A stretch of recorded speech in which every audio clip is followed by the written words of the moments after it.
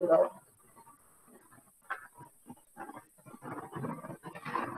All right. Summative test set B. So set B, yesterday in set A, we were done with English, Filipino, AP, Arts, and EPP. Now, Science, PE, Health, ESP, Math, and Music. One siya sa set B. And for the Science, we have Lesson 1, Lesson 2, and Lesson 3. Kaming tanan kay sa Module 2. So here, naadere, kani naka-bold na letters. This is what we call, ari na makita ang unsa na subject. As what you can read, summative in science, module 2, lesson 1. So, mana siya. Read the instruction, write P if the change is physical, and C if the change is chemical. So, you're going to read the examples below, 1 to 10, and then identify whether it is physical change or chemical change. And for test 2, matching type, match the meaning in column A. So, ang nasa column A is the meaning. Ang meaning niya, ani nga mga words nga nasa column B. For test 3, read the following questions carefully, then encircle the letter of the correct answer. So, multiple choice, yeah, for those who are answering in using the Acrobat, no, just make sure nga ang imuhang font color or ang color sa imuhang circle is color red. Sa katong mag-word, kay color red lagi hapon. Sa mag-answer sa notebook or sa papel, black man gina atong ballpen. Just kanang butangan bitaw niya label nga.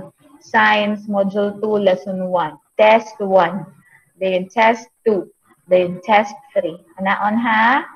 And the next is Science Module 2, Lesson 2.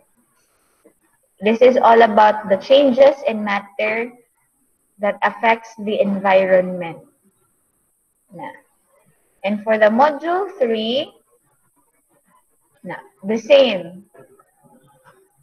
The effects of the environment. But this is situational. For example, number 1. Cutting of trees has its advantages and uses to the people because kanang mga papel, notebook, no, gikan na siya sa kahoy. Ato lamisa, ato lingkuranan, gikan sa kahoy. The blackboard, gikan sa kahoy. Balay nato, gikan sa kahoy. But which of the following is a bad effect of this activity? So you're going to choose the correct situation. You have to understand ha, inyo din sabton ang question bitaw. Like una, cutting of trees kay advantage na sa mga tao kay atong gigamit. But what is the bad effect of that activity? So na for 1 to 10. Yung mo lang i-circle. Or for those who are answering sa notebook or papel, i-write lang ang letter. Ayaw na isuwat ang words bitaw, just the letter. Ha? Para dili malangay. Ayaw na kopyaha. And then, test 2, matching type. Identify what will happen to the object when it undergoes physical or chemical change. Okay. So, na sila. Cloth. Diba mo ang say cloth? Yes, ma'am. Wala. Oh, cloth is kani, tela. Unsa may mahitabuan ning tela? Yeah. So, imo na kay tao unsay mahitabuan, unsay possible mahitabo sa tela nga naa sa column B. Nasabtan? Yes, ma'am. Yes, ma'am.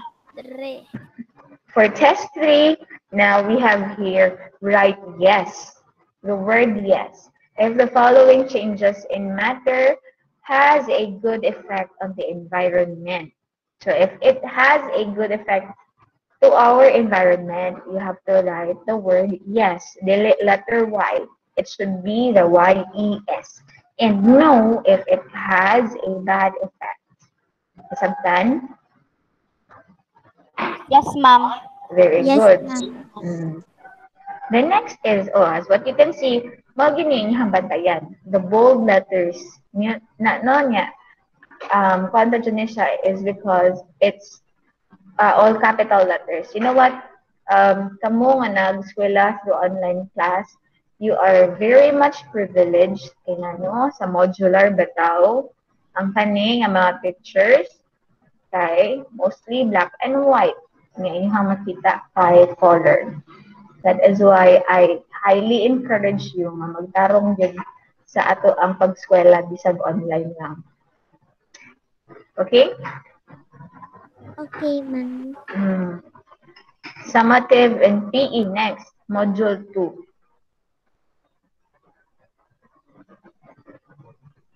All are situational and then unsay mga tawag anang tao.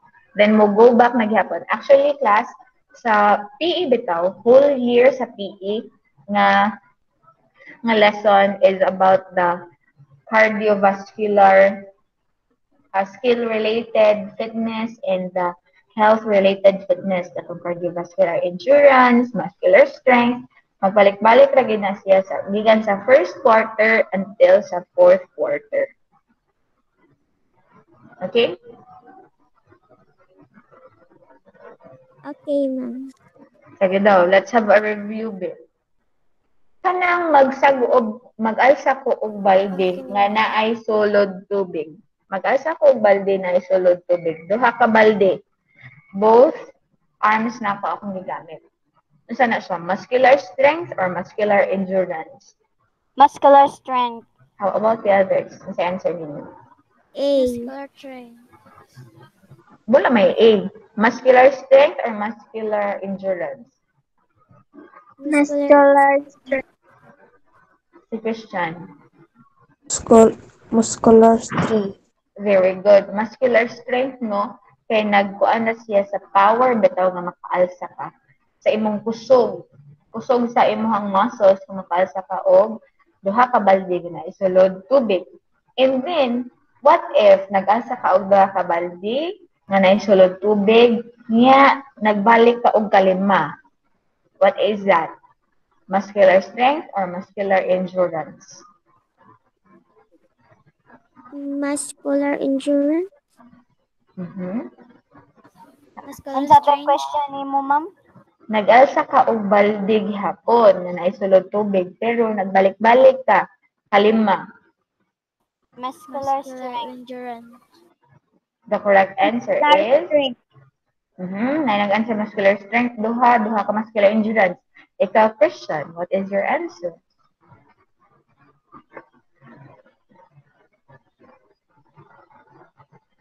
Muscular endurance. Okay, the correct answer is muscular endurance. Kaya nagamit kasi imong kusog, pero until when kaya sa imong kusog, ganus ani mo ma-endure. No? Kung kuan pa is sa Bisaya ang kana injure, kanus maagwanta ba? Maagwanta. You have to endure. Unsa may ma-endure sa imong muscles diri sa imong arms. Until kanus ka maagwanta sa imong arms na mag-alsa kag duha ka balde ni magbalik-balik. So that is what we call muscular endurance. Yeah, cardiovascular endurance, itong kuan like jogging, musaka sa building, kaya nimo na masaka ka na og flexibility. ABCD, ma'am. Ang sa Kizel? ABCD, ako ra man review ang kaning naa sa muscular strength, muscular endurance, and cardiovascular. Ang i-answer nimo ani isulat na sa instruction or direction. Basahin ang bawat katanungan, isulat sa patlang ang titik ng tamang sagot. Ano sa may answer mo? I-circle nimo ang letters or imo isuwat or imo i-type ang answer. Type. Okay, i-type kayo. Isulat man sa patlang. Next. Summative and Health, Module 2. So, for sa health, basta health yun na class. Mostly sa question sa health are all situational. When we say situational, Example number 1, nagpapakita ng may mabuting relasyon sa isa't isa ang, asa man ana ang nagpapakita ng mabuting relasyon? Pag-aawayan, pagtutulungan, o pagbabangayan? You know what is pagbabangayan? Diba man sining pagbabangayan? Wala. Grabe na magsinagitay. Sa ma'am? Magsinagitay ba? Grabe na naaway bitaw. Nya magsinagitay. Pagtutulungan. O kung magsinagitay mo sa balay, nya naay makadungog ninyo nga mga Tagalog o Tagaluzon na nagbabangayan sila. O kanang mangisog magmala lang mo syagit. Bakit Nga na sa nang among classmate, ma'am. And it is not good. No. And the next is letter B, isulat ang tama kung ang pangungusap ay nagpapakita ng paraan tungo sa pagpapaunlad at papanatili ng kalusugan ng damdamin at isipan, at mali naman kung hindi. So if it is showing, no, or if it is stating for Cassandra that ang statement bitaw kas is nag-keep ka og nga healthy ang imuhang emotional health and mental health, then tama. And kung wala, mali. Here in letter C, na mga jumbled na letters, and then based on the picture, unsa man na ang correct na word. Okay? Yes, ma'am. ESP Module 2, the same with the Okay, isulat ito ma'am. Complete ang titik. Yes. Unsay correct na word ani? Kaniha gikan and then ESP Module 2, situations gihapon ni, and then you have to choose the correct answer. Nana pa dili test 2. Isulat ang S kung sumasang-ayon at HS kung hindi sumasang-ayon. Test 3, nakabubuti. Then, ganina, Esra og HS, but for the test 3, whole word sa nakabubuti at hindi nakabubuti. Understood? Yes, ma'am. Okay, giduka na si Kizel. Ato ang pusilon be. Nakamata na si Kizel. Wala pa gyapon. Sige, for test 4 is lagyan ng check if the statement is correct. Mura na siya tama o mali. If it is tama, check. If it is mali, X. Okay? Arin na ta. Yes. In Math Module 2, ting-dere-dering. Read each item carefully. Mark check if the statement is true, and wrong if it is false. So from the divisibility of 4, 8, 11, and 12. Module 2 na siya ha, sa Module 2.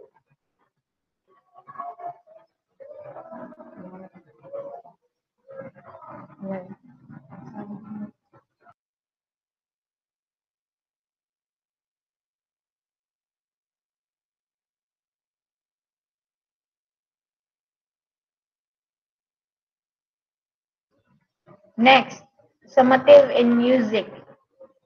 Module 2. So dotted whole note, 8th note, quarter rest. What you're going to do is to draw. Iguhit ang mga nota at pahinga na binanggit sa ibaba. Then, piliin sa hanay A, i-connecta. So, you have to draw a line na mag-connect siya. And then, for test 3, hatiin sa nakasaad na pulse ang mga quarter note sa ibaba. O, dalawahan, tatluhan, or apatan. So, number 1 is 2-4.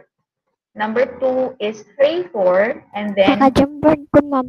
then number 3 is 4-4. Ang sakit i-itwo na to ani para makuha na to ni mansiran.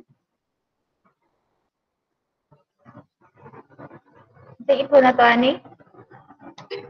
Ang mga pools. Oh, ang sakit itwo na to ana ang bilang ng Beat. okay, very good. Bilang ng beat ng nota o pahinga. So you have to identify the bilang ng beat para ma-divide nimo siya og sakto. Okay? Okay. Ma'am, kaming mga nagsuwat lang sa papel or notebook, ma'am. So, para kan nagsuwat sa kanang papel o notebook, imo ni siyang i-draw. I-draw lang na nimo siya sa notebook. Okay, ang answer man ana is magbuhat ka og bar line. Or kato sa measure ba. Dili ma'am, di ay ko maka-open sa jam. Wala man ko nag-jam. Wala ako nag-open og Jamboard Hazel. Sige. Kinsa ninyo ang naay question? None so far. So far. And so far. And Hazel? None so far. Okay. Very well. So, since none so far, naman, ang akong buhaton is to attach. So, October 30, this is, again ha, tara October 30, Module 2, Test, Set B. Okay, I'd like to add a file. And then after ani, kay, pwede na,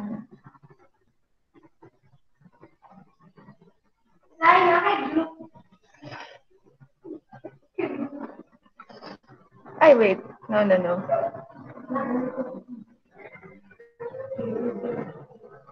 Okay, set B. Ganahan ka og kanang naka-word Hazel, no? Ma'am. Sige, mag-attach ko po word. Ma'am, question. Ma'am, i-download ng duha, ma'am. Dili. If you're comfortable with, comfortable ka sa PDF, then PDF mo ha. If comfortable ka sa Word mo ha. Na. Okay. Students can view, make a copy for each student. Due date will be tomorrow. Now, are you ready? Yes, ma'am. Okay, na. Paano na ako? Sige. Mag-picture sa ka. Para akong makaan. Okay, open ninyo ang mga camera. Sige, 1, 2, 3, smile.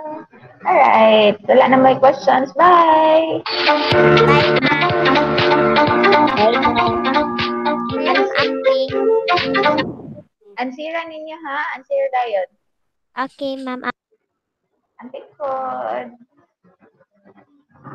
Naka-question Cass?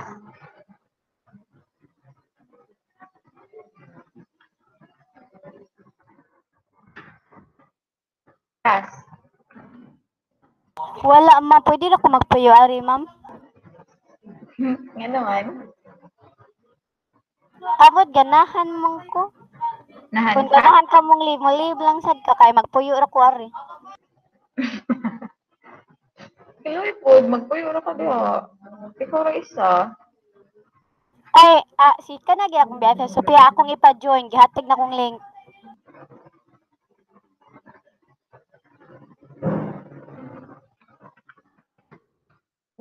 Relieve ko ka sa akin. Amo mo ko'y buhat ko likod. Kaya Yes, mag-chat ma'am. sa inyo ang mga activity. Bye! Bye, ma'am.